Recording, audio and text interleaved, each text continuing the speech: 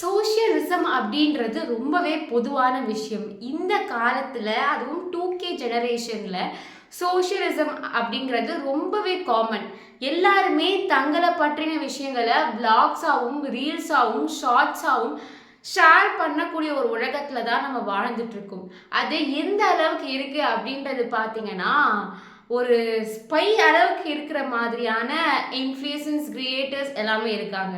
வெறும் 1-2 பேருன்றதுனால மொத்தம் influences community பீப்புளே இதனால அஃபெக்ட் பண்ணுவாங்களோ அப்படின்னு இருக்கு. So socialism is very common. ஆனால் அது நீங்கள் ஒருத்தர் உங்களை மேனிஃபெஸ்ட் பண்ணி நீங்கள் அவங்களுக்கு உளவாளியாக மாறுறது எந்த விதத்தில் கெட்டது அப்படின்னா, Pakistan is not the normal country. பாகிஸ்தானில் நம்மளுக்கு பல காலமாக வாய்க்கா தகராறு அப்படின்றது காலமாக இருந்துக்கிட்டே இருக்கிற ஒரு விஷயம். அப்படிப்பட்ட பாகிஸ்தானிஸ் கூட பேசும்போதே நம்மளை எல்லாருமே வாட்ச் பண்ண ஆரம்பிச்சிருவாங்க. ஸோ அப்படி இருக்கும்போது ஒருத்தர் பாகிஸ்தானுக்கு அடிக்கடி போயிட்டு ஸ்பை வேலையும் பார்த்துருக்காங்க அப்படின்றது வெட்ட வெளியில தெரிய வருது. இதெல்லாம் எதனால நடந்திருக்கும்? With you support she did this thing அப்படிங்கிறது தான் இன்னைக்கு சோஷியல் மீடியால ரொம்பவே பேசும் பொருளா இருந்துட்டு இருக்கு. ஹலோ வணக்கம் and welcome back to our channel மக்களே. நான் உங்கள் கண்மணி தான் பேசிட்டு இருக்கேன். ஸோ இன்றைய காலத்தில் இன்ஃப்ளூயன்சர்ஸ் அண்ட் கிரியேட்டர்ஸோட மார்க்கெட் நாளுக்கு நாள் அதிகமாகிக்கிட்டே இருக்கு.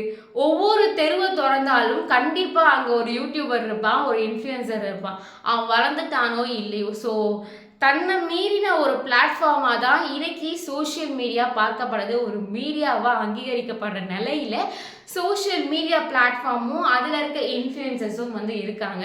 ஸோ அப்படிப்பட்ட நிலைமையில ஒரு பெண்ணுடைய பேராசை, அவங்க தன்னோட வாழ்க்கையை ரொம்பவே லக்ஸுரியஸாக வாழணும் அப்படின்ற பேராசை தான் அவங்கள கொண்டு இங்கே நிறுத்தி இருக்குமோ அப்படின்ற கேள்வி தான் எனக்கு இந்த விஷயத்தை படிக்கும் போது தோணுச்சு. பாகிஸ்தானில் நம்ம அட்டாக் நடத்தின operation Sindoor, Pahalgam attack, operation Keller and இன்னும் நிறைய விஷயங்கள் பாகிஸ்தானுக்கும் இந்தியாவுக்கும் இப்போ சமீபமாக நடந்து கொண்டே தான் இருக்குது. ஸோ அதன் பேரில் பாகிஸ்தானுக்கு இங்கேருந்து உளவு பார்க்குறதா 6 இந்தியன்ஸ் கைது பண்ணப்பட்டாங்க. அந்த இந்தியன்ஸில் யூடியூபரான ஜோதி மல்கோத்ரா அப்படின்றவங்களும் ஒருத்தவங்க. யார் இந்த ஜோதி மல்கோத்ரா? எப்படி இவங்களை பாகிஸ்தானியோட ஸ்பைன்னு நீ சொல்கிற அப்படின்னு நீங்கள் கேட்டிங்கன்னா, ஜோதி மல்கோத்ரா அப்படின்ற ஒரு பெண், 33 வயசு இவங்களுக்கு ஆகுது. இவங்க ஒரு யூடியூபர். இவங்க யூடியூபரில் 3.85 லேக்ஸ் சப்ஸ்கிரைபர்ஸ் இருக்காங்க. அந்த channel name travel with Joe. இப்போ அந்த சேனல் இருக்கா இல்லை பிளாக் பண்ணிட்டாங்களா அப்படின்றது தெரியாது. இந்த சேனல் எதுக்கு அவங்க ஓப்பன் பண்ணியிருக்காங்க அப்படின்னா, அவங்க உலகம் முழுக்க ட்ராவல் பண்ணுற ஒரு எக்ஸ்பீரியன்ஸஸை யூடியூப்ல ஷேர் பண்ணுறாங்க. அப்படி அவங்க நிறைய நாடுகளுக்கு போயிருக்காங்க. அப்படி போன ஒன் ஆஃப் த கண்ட்ரீஸில் ஒன்று தான் பாகிஸ்தான் அண்ட் சைனா. ரீசெண்டாக பாகிஸ்தானுக்கு 1 தடவை போல 2 தடவை போல 4 தடவை போயிட்டு வந்திருக்காங்க. அதுவும் ஸ்பான்சர்ஷிப் மூலியமா. ஒருத்தர் ட்ராவலுக்கு ஸ்பான்சர்ஷிப் பண்ணுறது is not a easy thing அப்படின்னு நான் நினைக்கிறேன். ஸோ ஜோதி மல்கோத்ரா என்ன பண்ணாங்க அப்படின்றது தான் இன்னைக்கு இந்த வீடியோ உங்களுக்கு முழுசாக சொல்ல போகுது. ஜோதி மல்கோத்ரா தன்னைத்தானே எப்படி இவங்க கூப்பிட்டுருப்பாங்க அப்படின்னு பார்த்தீங்கன்னா, she is an Haryani girl and பஞ்சாப்ல வாழ்கிற ஒரு பெண்மணி. இவங்க தன்னைத்தானே வேண்டரர் ஹரியான்வி அப்படின்னு சொல்லியிருப்பாங்க. அதாவது ட்ராவலை எக்ஸ்ப்ளோர் பண்ணுறவங்க, ட்ராவலை பற்றி பேசுகிறவங்களை இப்படி சொல்லிக்கலாம். அண்ட் தன்னுடைய ராசி நட்சத்திரம்னு சொல்லுவாங்கல்ல, ஸோ அந்த மாதிரி நோண்டியாக் லியோ கேர்ள் அப்படின்ற மாதிரி மென்ஷன் பண்ணியிருக்காங்க. And modern with old school ideas அப்படின்னும் தன்னோட யூடியூப்ல இப்படி தான் அவங்களே டிஸ்கிரைப் பண்ணிக்கிற ஒரு விஷயமா இருக்கு. இவங்க பாகிஸ்தான் போயிருக்காங்க. பாகிஸ்தான் போயிட்டு அங்கே இருக்க ஹையர் அஃபீஷியல்ஸ், பாகிஸ்தானோட PIOs அண்ட் இன்டெலிஜென்ஸ் ஆஃபீஸர்ஸ் இவங்க எல்லாருமே பார்த்துருக்காங்க. ஜோதி மல்கோத்ரா என்ன பண்ணியிருக்காங்க அப்படின்னு பார்த்தீங்கன்னா, இந்திய இராணுவத்தோட தகவலையும் பாதுகாப்பு அதிகாரிகள் பண்ணுற முயற்சிகள் எல்லாத்தையும் அவங்க பாகிஸ்தானில் ஷேர் பண்ணதா சொல்லப்படுது. அவளை கிட்டத்தட்ட ஒரு சொத்து மாதிரி பாகிஸ்தான் பார்த்துட்டு இருந்திருக்காங்க. அவளுக்கான எல்லா செலவையும் அவங்க மேற்கொண்டிருக்காங்களோ அப்படின்ற சந்தேகமும் இருக்கு. அவங்க அந்த பொண்ணை மேனிஃபெஸ்ட் பண்ணி வச்சிருக்காங்களோ அப்படின்ற மாதிரியும் ஒரு பேச்சுவார்த்தை போய்கிட்டு தான் இருக்கு. அண்ட் ஆக்சுவலா இது பாத்தீங்க அப்படின்னா இதுவும் ஒரு வகையான போர் தான். ஸோ இந்தியாக்குள்ளேயே ஒரு சில ஸ்பைஸ், நிறைய யூடியூபர்ஸை ஸ்பையா செட் பண்ணி பாகிஸ்தான் இந்த உளவு வேலையை பார்த்துருக்கு. பஹல்காம் அட்டாக்கு ரிவெஞ்ச் எடுத்தது தான் ஆப்ரேஷன் சிந்தூர். அப்புறம் ஆப்ரேஷன் சிந்தூர் ஸ்டார்ட் பண்ணதுக்கு அப்புறம் 4 நாட்களா இந்திய ராணுவத்துக்கும் சரி பாகிஸ்தான் ராணுவத்துக்கும் சரி மோதல்கள் நடந்துகிட்டே இருக்கு. இதுக்கு மத்தியில தான் நியூ டெல்லியில இருக்க பாகிஸ்தான் கமிஷனுக்கு ஜோதி மல்கோத்ரா போயிருக்காங்க. அங்க இருக்க டேனிஷை பார்த்துருக்காங்க. அதை ஃபோட்டோவாகவும் வீடியோவாகவும் எடுத்து வெளியிட்டிருக்காங்க ஜோதி மல்கோத்ரா. எப்படி இவளை ஃபர்ஸ்ட் கண்டுபிடிச்சாங்க அப்படின்னு பார்த்தீங்கன்னா, பாகிஸ்தானுக்கு பல முறை போயிட்டு வந்திருக்காங்க. அதாவது 4 முறை பாகிஸ்தானுக்கு போயிட்டு வந்திருக்கிறதுனால தான் இந்த பொண்ணை முதல்ல விசாரிக்க ஆரம்பிக்கிறாங்க. அந்த பொண்ணை மானிட்டர் பண்ண ஆரம்பிக்கிறாங்க. அதுக்கப்புறம் அந்த ஃபோன் அண்ட் கேஜெட்ஸ் இது ரெண்டுமே பறிமுதல் செய்கிறாங்க. ஸோ இதில் அந்த பொண்ணு ஏதாவது ஷேர் பண்ணியிருக்கா அப்படின்றத டீட்டெயில்ஸை செக் பண்ணுறதுக்காக இதை வாங்கியிருக்காங்க. இதுக்கப்புறம் தான் அந்த பொண்ணோட ஸ்டேட்மெண்ட் எடுக்கப்பட்டிருக்கு. மே 13 தான் டெல்லியில் இருக்க பாகிஸ்தான் கமிஷனில் இப்போ ஒர்க் பண்ணிட்டு இருக்க டேனிஷை அரெஸ்ட் பண்ணாங்க. ஆஃப்டர் அரெஸ்ட் பண்ண 2 நாட்களில் தான் இந்த பொண்ணு கைது செய்யப்பட்டிருக்கா. இப்போ இவளை கோர்ட்டில் ஆஜர்படுத்தி 5 நாட்கள் ரிமாண்ட் வாங்கியிருக்காங்க நம்ம கவர்மெண்ட். ஸோ இவங்க கொடுத்த ஸ்டேட்மெண்ட் பார்த்தீங்க அப்படின்னா, பாகிஸ்தானுக்கு ஃபர்ஸ்ட் டைம் போகும்போதே அங்கே இருக்க நிறைய ஃப்ரெண்ட்ஸ் அந்த பொண்ணுக்கு வந்திருக்காங்க, நிறைய அஃபீஷியல்ஸ் கனெக்ட் ஆகிருக்காங்க. அப்படி கனெக்ட் ஆன ஒருத்தர் தான் டேனிஷ். இவர் மூலயமா தான் மறுபடியும் பாகிஸ்தான் போயிருக்காங்க. அங்கே இருக்க லைஃப் ஸ்டைலை வாழ்ந்திருக்காங்க. நிறைய ஆஃபீஸர்ஸ் கூட மீட்டிங் நடந்திருக்கு. ஐஃபையான பார்ட்டிஸை இவங்க அட்டன் பண்ணியிருக்காங்க. 10 நாட்கள் பாகிஸ்தானில் ஸ்டே பண்ணுற விசாவை அலி ஹவான் அப்படின்றவர் அரேஞ்ச் பண்ணி கொடுத்துருக்காரு. அந்த பொண்ணோட ட்ராவல், ஸ்டே, ஃபுட் இது எல்லாமே அந்த ஒரு மனுஷன் தான் பார்த்துக்கிட்டும் இருந்திருக்காரு. அண்ட் அங்கே போய் டேனிஷை மீட் பண்ணி எடுத்த ஃபோட்டோ தான் சமூக வலைத்தளத்தில் ரொம்ப பரவலாக போய்கிட்டு இருக்கு. இன்ஃபேக்ட் அந்த பொண்ணு மாட்டதுக்கான முக்கிய ரீசனே இந்த ஃபோட்டோவாக இருக்க நிறைய சான்சஸ் இருக்குது. அலியவான் அண்ட் டேனிஷ் மூலயமா தான் பாகிஸ்தானில் நிறைய இன்டெலிஜென்ஸ் ஆஃபீஸர்ஸை மீட் பண்ணியிருக்கா.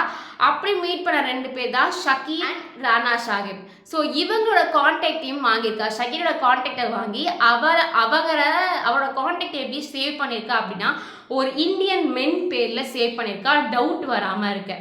ஸோ அதுக்கப்புறம் பாகிஸ்தான் விட்டு வந்த வாட்ஸ்அப், ஸ்னாப்சாட், டெலகிராமில் தொடர்புலேயே டச்சிலேயே இருந்திருக்கா.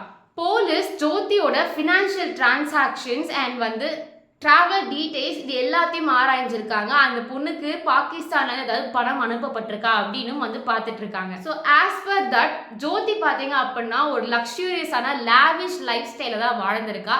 பாகிஸ்தான் போகும்போதும் ஐஃபையான ஹோட்டல்ஸ் அண்ட் ரெஸ்டாரண்ட்ஸ் அண்ட் அங்கேயுமே ரொம்பவே ஐஃபையான திங்ஸை தான் இவன் பார்த்தும் வாங்கியும் அண்ட் வாழ்ந்தும் இருந்திருக்கா. அண்ட் அதுக்கப்புறம் இவ பாகிஸ்தான் விட்டு வந்ததுக்கு அப்புறமே டேனிஷ் மூலியமா சைனாக்கு விசா கிடைக்கப்பட்டு சைனாக்கும் போயிருக்கா. அங்கேயுமே லக்ஸரியான ஸ்காரு, அதுக்கப்புறம் ரொம்ப எக்ஸ்பென்சிவான jewel shops and high profile hotels and high end restaurants அந்த மாதிரி ஒரு லக்ஸரியான லைஃப் தான் ஜோதி மல்கோத்ரா இப்போ வரைக்கும் வாழ்ந்துட்டு இருந்திருக்காங்க. இந்த வாழ்க்கை தான் முக்கியமாக இவங்களை டவுட் பட வச்சதுக்கு காரணமாகவும் இருந்திருக்கலாம். அண்ட் இவ பாகிஸ்தான் கூட என்ன கான்டாக்ட் பண்ணியிருக்கா அப்படின்னு பார்த்தீங்கன்னா 2 வீடியோஸ் கிடைச்சிருக்கு. அதில் ஒரு வீடியோவில் சைனாக்காக விசா ஏற்படுத்தி கொடுத்ததுக்காக இவ பேசியிருக்கா. இதே மாதிரி நிறைய நாடுகளுக்கு போகிறதுக்கு இவங்க தான் ஹெல்ப் பண்ணியிருக்காங்க அப்படின்னு தெரிய வந்திருக்கு. அது மட்டும் இல்லாமல் பஹல்காம் அட்டாக்குக்கு முன்னாடி இந்த பெண்மணி காஷ்மீருக்கு போயிருக்கா. காஷ்மீருக்கு போயிட்டு வந்த சில நாட்களே again she went to Pakistan போயிட்டு வந்த சில நாட்கள் தான் சைனாக்கும் போயிருக்கா. இவளோட ட்ரிப்ஸுக்கும் இந்த பஹல்காம் அட்டாக்கும் இப்போ நடக்கிற விஷயத்துக்கும் சம்மந்தம் இருக்கா அப்படின்றது போலீஸ் இன்னும் விசாரிச்சுட்டு தான் இருக்காங்க. பாகிஸ்தான் அதிகாரிகளோட தொடர்பில் இருக்க பல யூடியூபர்ஸை சர்ச் பண்ணிட்டு வந்துட்டு இருக்காங்க. அந்த வகையில் இப்போ இன்னொரு யூடியூபர் சிக்கியிருக்காங்க. ஏன் அப்படின்னா 2023 கோஸ்டல் டெம்பிளுக்கு போன ஜோதி பூரியில் இருந்த ஒரு யூடியூபரை சந்திச்சிருக்காங்க. அந்த யூடியூபரை பற்றி விசாரிக்கும் போது she is the Priyanka Senapati. So இவங்க கிட்ட விசாரிக்கும் போது இவங்க என்ன சொல்லியிருக்காங்கன்னா, இந்த பொண்ணு மேலே இப்படிப்பட்ட குற்றச்சாட்டுகள் இருக்குன்னே எனக்கு தெரியாது. இவ பாகிஸ்தானோட உளவாளியாக இருந்தால் நான் இவகிட்ட பேசியிருக்கவும் மாட்டேன், கான்டாக்டும் வச்சிருக்க மாட்டேன். இவளை பற்றின எந்த ஒரு இன்ஃபர்மேஷனே தெரியாமல் ஜஸ்ட் நான் ஒரு ஃப்ரெண்டாக மட்டும்தான் இந்த பெண்கிட்ட பழகினேன் அப்படின்ற மாதிரி பிரியங்கா சேனாபதி சொல்லியிருக்காங்க. நிறைய விஷயங்கள் இருக்க.